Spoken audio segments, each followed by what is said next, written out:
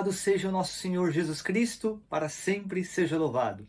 Amados irmãos e irmãs da Renovação Carismática da Diocese de Campo Limpo, é uma alegria estar aqui com todos vocês, partilhando, dando sequência a essa série de estudos que estamos fazendo acerca do livro do Atos dos Apóstolos.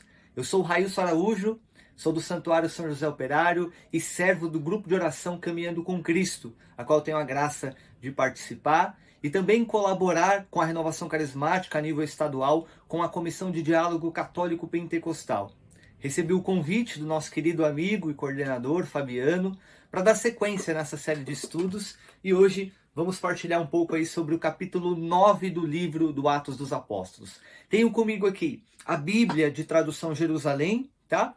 Embora eu vou ficar fazendo a leitura aqui com vocês através do meu computador, porque aqui eu já fiz as marcações e tal, então eu vou ler aqui na versão digital, mas a tradução é da Bíblia de Jerusalém. Então, se você quer acompanhar comigo, pegue então a sua Bíblia de tradução Jerusalém, tá? Eu sei que a gente costuma utilizar a Bíblia de tradução Ave Maria em nossos grupos, né? Mas hoje, por ser uma questão de estudo e tal, a gente vai dar sequência usando o texto da Bíblia de versão Jerusalém, tá bom? Então vamos dar início traçando o sinal da cruz, né? Pedindo o Espírito Santo para que ilumine esse período de estudos que nós vamos ter aqui, né? Há uma velha máxima, primeiro atribuída a Santo Tomás de Aquino, mas que talvez teria sido dita por Henri de Lubac, um grande teólogo do século XX, que diz mais ou menos assim: teologia se faz de joelhos, né?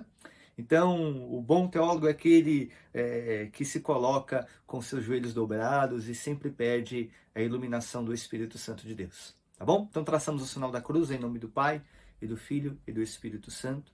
E que o Espírito Santo venha iluminar esse nosso tempo de estudo para que possamos acolher com muita humildade tudo aquilo que o Senhor vai nos falar através desse estudo. Amém? Então, vamos lá. Capítulo 9 do livro de Atos, que vai narrar, né, tem como título, traz aqui a Bíblia de Jerusalém, a vocação de Saulo. É o episódio que nós chamamos também de conversão de Saulo ou conversão de Paulo. Vale lembrar aqui que o livro de Atos dos Apóstolos nos traz 3 narrativas acerca da conversão de Paulo, né? O que nos chama a atenção é que essa primeira narrativa aparece na terceira pessoa, né, do singular, enquanto as outras 2 irão aparecer em primeira pessoa, tá bom? Então, primeiro detalhe aqui. Então, essa narrativa vai aparecer 3 vezes dentro do livro do Atos dos Apóstolos. Vamos à leitura. Diz lá, versículo 1. Saulo, respirando ainda ameaças de morte contra os discípulos do Senhor, dirigiu-se ao sumo sacerdote. Foi pedir-lhe cartas para as sinagogas de Damasco, a fim de poder trazer para Jerusalém presos os que lá encontrasse pertencendo ao caminho, quer homens, quer mulheres. Ou seja, Paulo, né, Saulo, ainda marcado pela sua mentalidade judaica e se colocando aqui como ferrenho opositor e perseguidor do cristianismo, tá? Então ele ainda, é interessante esse primeiro versículo, respirando ainda ameaças de morte contra os discípulos. Então esse desejo de morte daqueles que não comungam do seu pensamento, isso ainda cercava Paulo. Paulo está com a mentalidade ainda fechada dentro dessa dinâmica de um judaísmo que não aceita uma outra corrente, né? Seguidores de um outro mestre, de um outro caminho, como o próprio texto vai nos dizer aqui. Então ele vai pedir cartas das sinagogas, tá? Porque ele quer trazer presos, né? Quer trazer quem ele encontrar por lá, que são pertencentes ao caminho, né? E aqui merece sublinhar que essa palavra caminho é como eram chamados os primeiros cristãos. Eram aqueles que pertenciam ao caminho, eram membros do caminho. Então, antes de serem chamados de cristãos, discípulos do cristianismo, de igreja, etc., eram aqueles que pertenciam a esse caminho, né? É muito interessante. Nosso querido Papa Emérito Bento XVI, ele costumava fazer essa analogia, né, da caminhada de fé, né? Ou seja, quando nós nos dirigimos a Jesus, buscamos a Deus, nós nos colocamos em caminho. Fé é caminhar, né? É ser membro deste caminho, tá bom? Versículo 3 agora. Estando ele em viagem, aproximando-se de Damasco, subitamente uma luz vindo do céu o envolveu de claridade. Uma luz vindo do céu o envolveu de claridade. Então chama atenção esse manifestar-se, a luz, uma teofania. Em teologia nós chamamos de teofania, uma manifestação do próprio Deus. Seguindo, versículo 4. Caindo por terra, ouviu uma voz que lhe dizia: Saul, Saul, por que me persegues? Ele perguntou: quem és, Senhor? E aí a resposta, né? E a resposta: eu sou Jesus a quem tu estás perseguindo. Alguns detalhes aqui interessantes, né? Aproximando-se ele, estando em viagem e tal, envolveu-se por uma luz, caindo por terra. Não diz aqui que ele caiu do cavalo, né? Certamente o cavalo é uma imagem do folclore bíblico, podemos dizer assim, tá? Mas caiu por terra, diante de tamanha manifestação do próprio Deus, né? E ele ouviu essa voz: Saul, Saul, por que me persegues? Né? Saul, o nome hebraico de Paulo, tá? Não é que na conversão ele deixa de ser Saulo e passa a ser Paulo. Saulo é o nome hebraico de Paulo, tá? Nome judeu, vamos dizer assim, que remete a Saul, né? Também, tá? Ele perguntou: quem é, Senhor? E a resposta, né? E aqui é muito interessante aqui, né? Eu sou Jesus, a quem tu estás perseguindo. Essa teofania, na verdade, é uma cristofania, uma manifestação do próprio Cristo, uma cristofania. Enquanto uma teofania é aquela presente em Êxodo 3, a sarça ardente, no qual Moisés vai ouvir a voz de Deus, agora nós temos uma cristofania, uma manifestação, uma luz, etc., na qual Paulo vai ouvir a voz do Cristo, uma cristofania. Eu sou Jesus, a quem tu estás perseguindo. Aqui um detalhe interessante. Jesus foi perseguido por Paulo? Jesus propriamente não. Paulo não foi atrás de Jesus. Paulo não gritou crucifica-o quando Jesus estava ali sendo apresentado, Jesus ou Barrabás. Tá? Não. Quem Paulo persegue? Paulo perseguia os cristãos. E não é interessante que Jesus vai falar: eu sou Jesus a quem tu estás perseguindo? Ou seja, quando se persegue um discípulo do Cristo, se persegue o próprio Cristo. Né? É muito bonito isso, né? Esse texto, o que está por trás aqui. Né? Você persegue os meus, você está me perseguindo. Então aqueles que perseguem os discípulos, aqueles que perseguem a igreja de Jesus, estão perseguindo o próprio Cristo. Né? Versículo 6 agora. Mas levanta-te, entra na cidade e te dirão o que deves fazer. Versículo 7 agora. Seguinte. Os homens que com ele viajavam detiveram-se emudecidos de espanto, ouvindo a voz, mas não vendo ninguém. Então eles escutavam aquela voz ecoar através daquela manifestação, né, aquela cristofania, e eles procurando de onde vem essa voz e não encontravam nada. Eles estavam espantados. Saulo ergueu-se do chão, mas embora tivesse os olhos abertos, não via nada. Conduzindo-o, então, pela mão, fizeram-no entrar em Damasco. Paulo tinha os olhos abertos, mas não via nada. É o efeito da cristofania. Ela chacoalha. Ela ela nos abala. Ela nos deixa perplexos. Quando Cristo se manifesta, algo diferente acontece, meus irmãos e irmãs. Não tem como a gente ficar indiferente diante da manifestação do Senhor.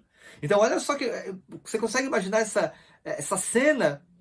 Paulo com os olhos bem abertos, mas ele não consegue enxergar nada. O efeito da cristofania. E quando o Senhor se manifesta em nossas vidas, a gente fica desconcertado mesmo, a gente fica abalado. A gente não sabe direito para onde, né? Para onde ir, para onde caminhar, porque é forte aquilo que o Senhor realiza na nossa vida, na nossa história, né? Versículo 9 agora, seguindo. Esteve 3 dias sem ver e nada comeu nem bebeu. E aqui é a simbologia do número 3, né? o ressuscitado ao terceiro dia e a libertação que se dá no terceiro dia. Então, um número bíblico, um número teológico. Paulo será liberto no terceiro dia. Tá? Ora, vivia em Damasco um discípulo chamado Ananias, um grande personagem aqui do livro do Atos dos Apóstolos. O Senhor lhe disse em visão: Ananias, ele respondeu: estou aqui, Senhor. E o Senhor prosseguiu: levanta-te, vai pela rua chamada Direita e procura na casa de Judas por alguém de nome Saulo, de Tarso. Ele está orando e acaba de ver um homem chamado Ananias entrar e lhe impor as mãos para que recobre a vista. Que texto pentecostal, meus irmãos e irmãs. Que texto carismático. O Senhor fala em visão para Ananias. E olha, vai, porque ele está orando e ele já teve essa visão. O que eu estou te mostrando, Ananias, eu já mostrei para ele. Então vai lá que o caminho está preparado, o terreno já está preparado. Versículo 13, Ananias respondeu: Senhor, ouvi de muitos a respeito deste homem. Quantos males fez a teus santos em Jerusalém? Santos. É assim que são chamados aqueles que se deixam serem envolvidos pelo mistério do Cristo. Os santos. Aqueles que são separados, se a gente fizer uma menção aos textos do Antigo Testamento. Aqueles que estão tendo a sua vida configuradas no próprio Cristo. Então, Ananias vai responder ao Senhor: mas, Senhor, eu já ouvi, eu conheço a fama desse homem. E aqui tem um detalhe interessante. Um bom discípulo, um homem temente a Deus, ele responde aquilo que o Senhor pede, ele o interpela. E não é que ele é desobediente.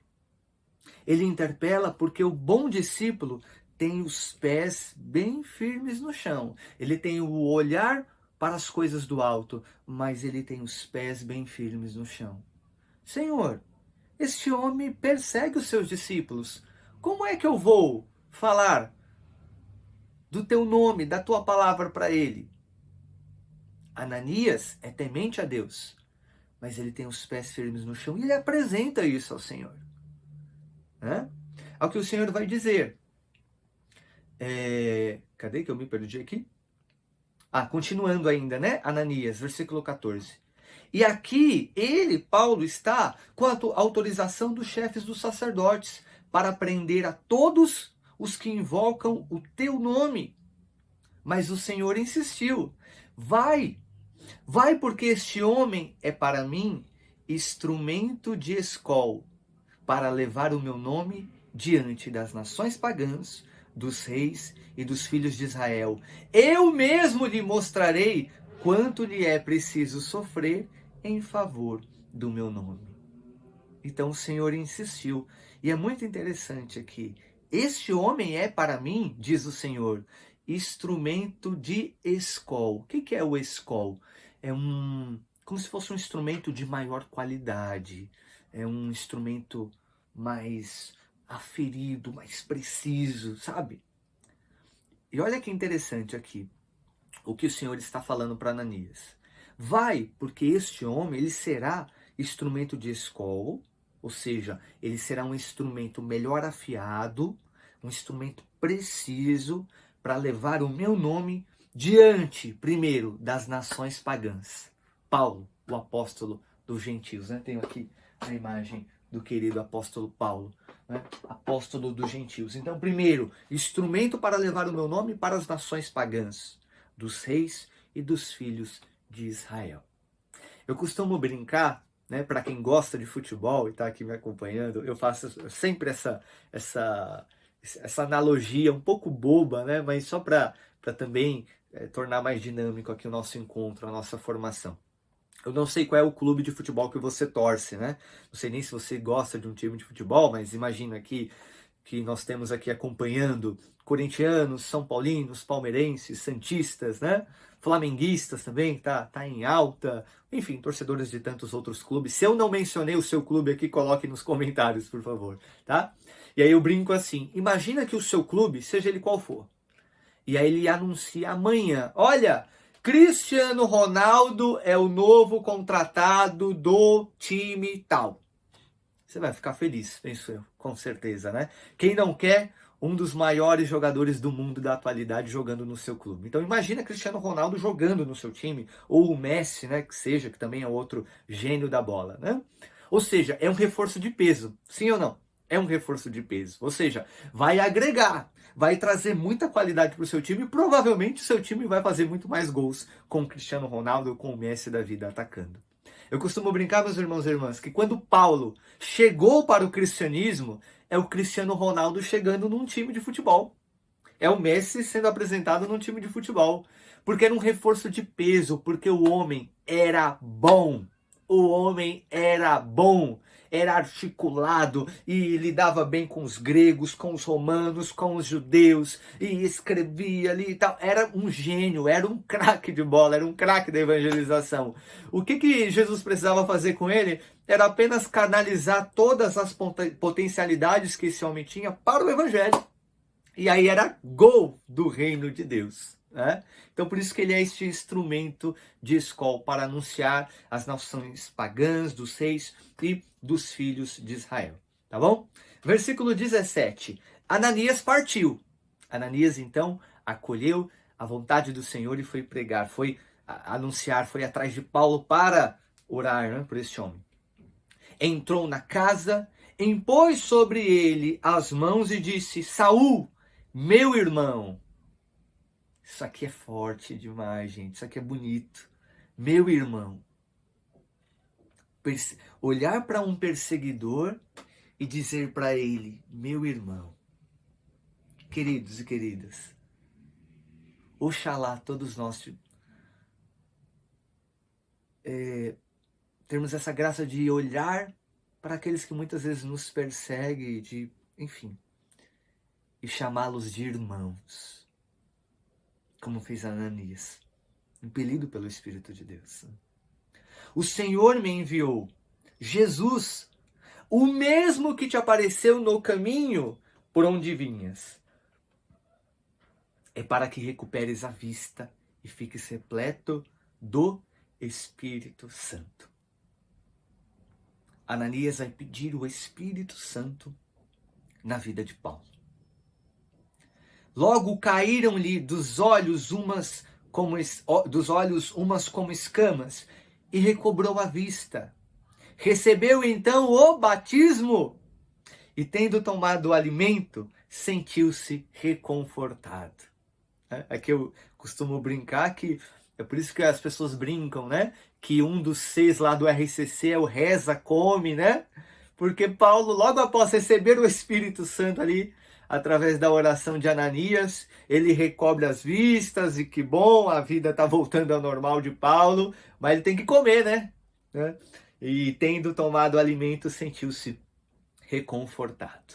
Então Paulo faz essa experiência com o Espírito Santo através das mãos de Ananias. E uma vez que ele recebe o Espírito Santo, Paulo vai o quê? Vai para a missão. O Espírito é sempre dinamismo, o Espírito sempre nos impulsiona, o Espírito sempre nos manda, nos envia em missão, né? Então, a perícope seguinte é Paulo pregando em Damasco, né?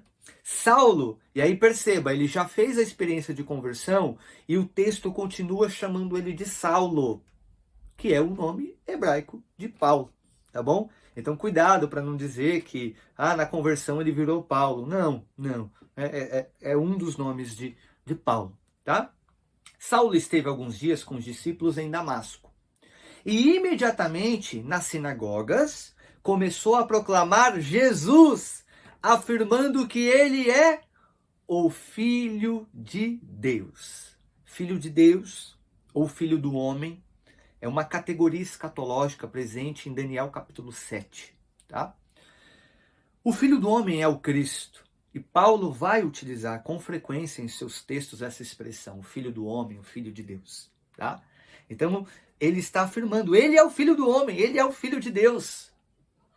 Ele olha então de uma outra maneira agora para Jesus. Jesus não é mais um agitador para Paulo. Ele é o Filho de Deus. Né? Todos os que o ouviam, versículo 21, ficavam estupefatos e diziam: mas não é este o que devastava em Jerusalém os que invocavam esse nome? E veio para cá expressamente com o fim de prendê-los e conduzi-los aos chefes dos sacerdotes? Mas o que aconteceu com este homem? Né?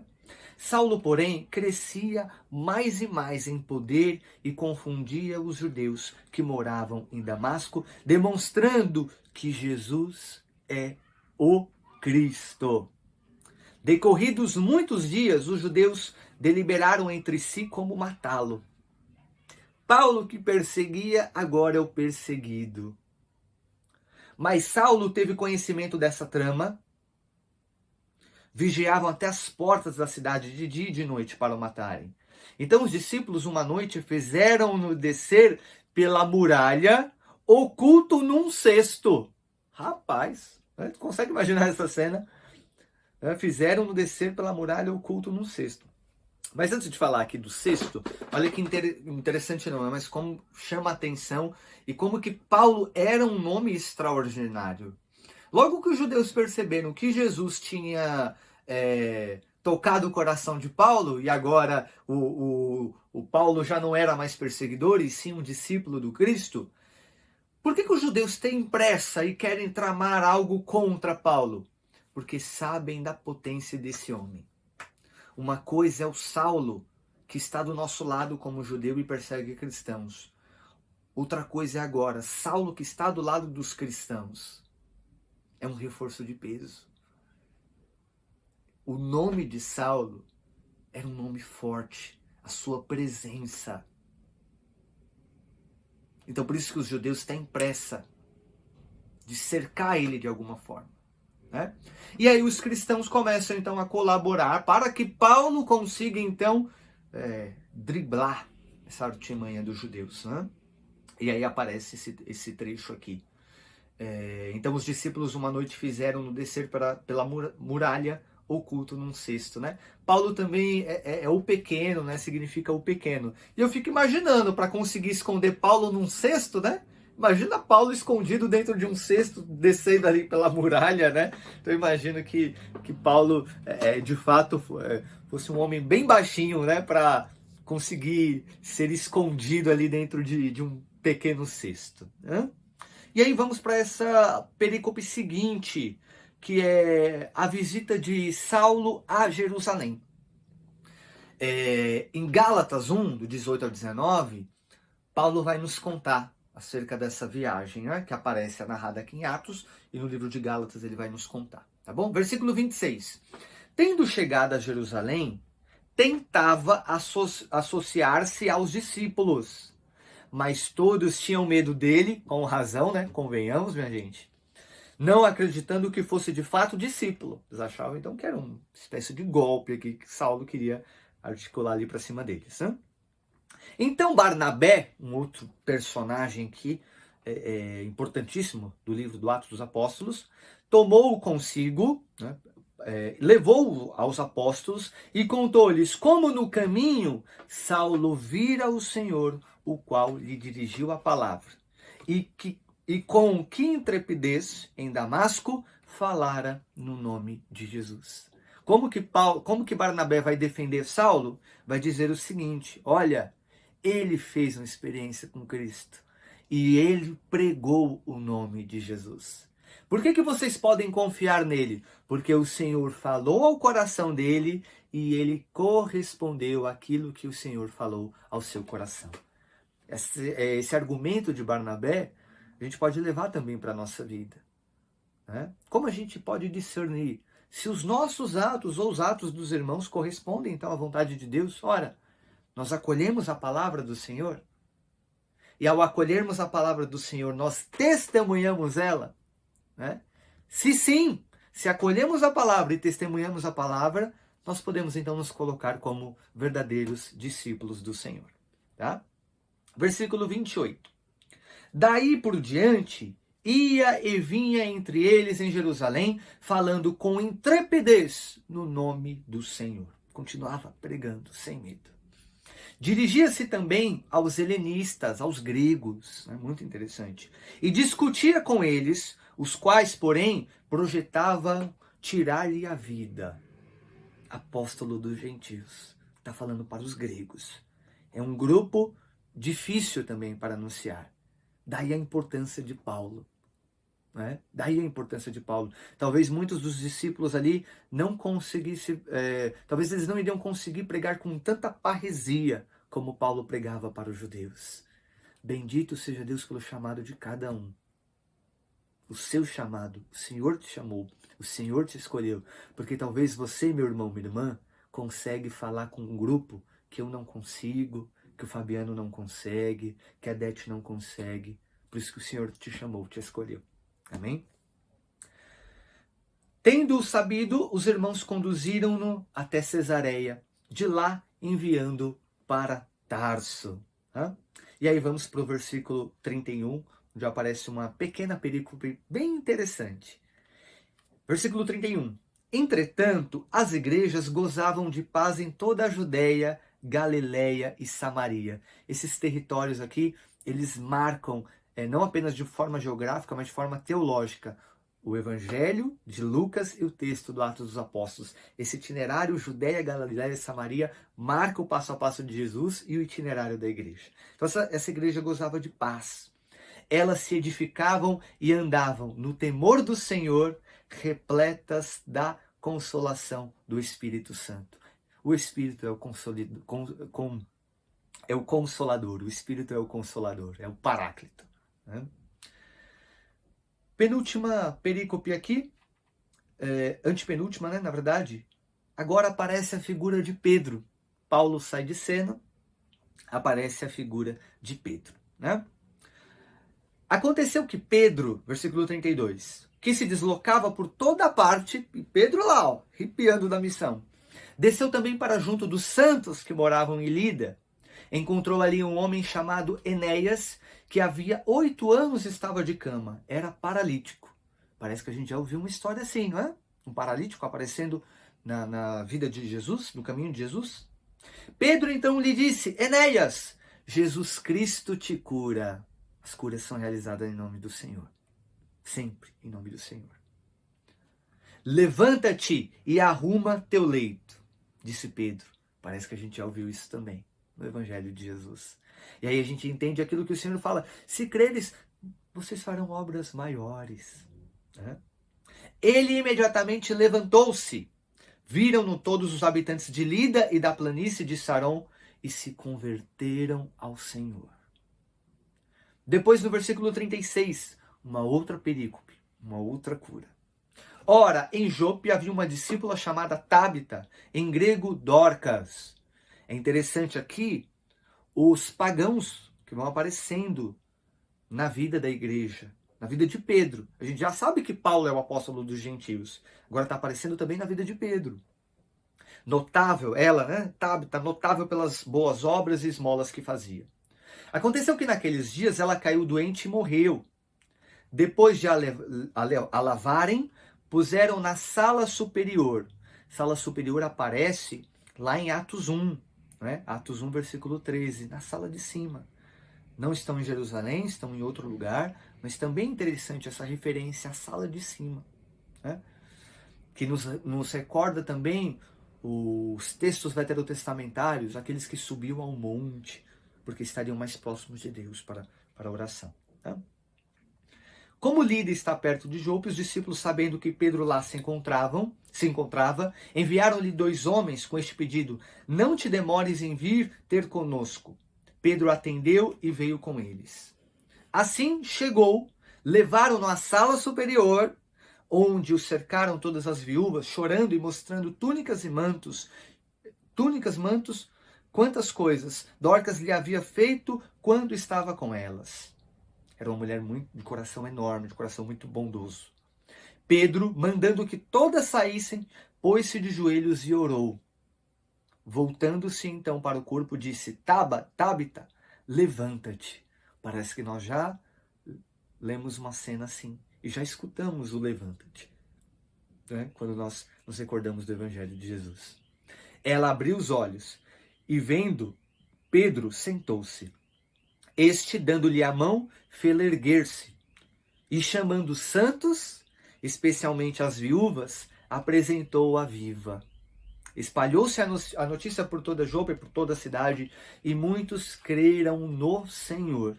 Pedro ficou em Jope por mais tempo, em casa de certo Simão, que era curtidor. Então, muito interessante esses dois sinais, esses dois milagres que são realizados, né? Então, entra em cena Pedro, sai de cena Paulo, entra em cena Pedro. Tenho aqui também a imagem de Pedro aqui, né? Tá aqui o apóstolo Pedro. Vou deixar ele aqui, ó, do lado de Paulo e do lado do ícone de Nossa Senhora de Pentecostes aqui, né? Atos dos Apóstolos aqui. Então esses sinais são realizados ali no finalzinho do capítulo 9, né? É interessante esse paralelo, as analogias, né? Como que os milagres, eles se assemelham com aqueles realizados por Jesus, é muito interessante. Ou seja, o testemunho, os acontecimentos vão confirmando que os discípulos estão firmes no caminho que o Senhor Jesus tinha ensinado para todos eles, né? E aí, para terminar, gente, Pedro ficou na casa de certo Simão que era curtidor. Gente, o que é o curtidor que aparece aí na Bíblia de Jerusalém? É aquele que trabalha com couro, o couro cru, tá? É o couro do animal, obviamente, né? Entre eles, o couro do porco. E aqui é interessante, eu termino mencionando aqui, que ele ficou na casa de Simão, do curtidor, por quê? Se o Simão curtidor trabalhava com porco, o porco era impuro para o judaísmo, opa, parece que vai ter uma questão aí, tá bom? Mas isso é tema para os próximos capítulos, beleza? Obrigado por todos vocês que acompanharam até aqui, um grande abraço, Deus abençoe a todos vocês e estamos juntos a serviço do reino de Deus. Grande abraço!